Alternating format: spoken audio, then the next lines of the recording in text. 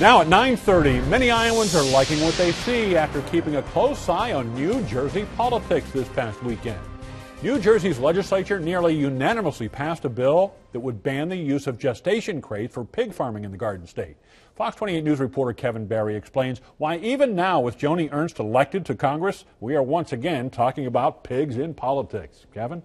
Yeah, Scott, this normally wouldn't be on anybody's radar screen if it didn't have to do with New Jersey Governor Chris Christie. It's no secret that he's a potential presidential candidate in 2016, and the state of Iowa, aside from being the first of the states to decide who might become president, also happens to raise a few pigs, about a third of the nation's supply every year. So for a bill that affects Iowa in absolutely no way, the Hawkeye state was paying attention.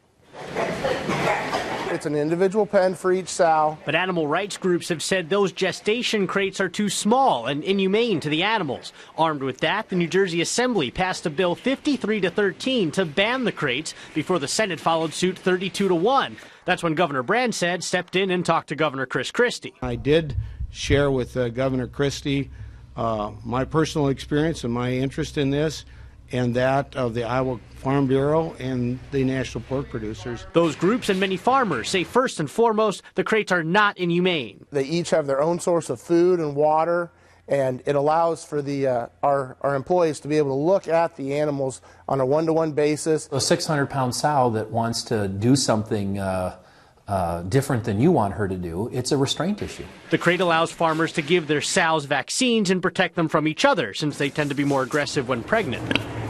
Dr. MINION says the whole movement is meant to disrupt the pork industry because about 75% of the nation's 6 million sows are kept in these kinds of crates. If they were banned, we would have to have significant reinvestment in facilities, which would be a lot of money. With no additional revenue to offset the cost. The Midwestern influence seems to have worked. Christie vetoed the bill, possibly making his visits to Iowa as a candidate more enjoyable. I know my welcome to him will be warm.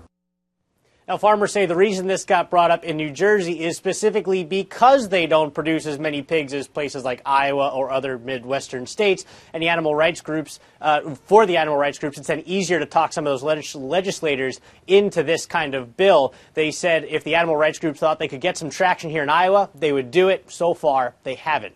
Kevin Barry, Fox 28 News.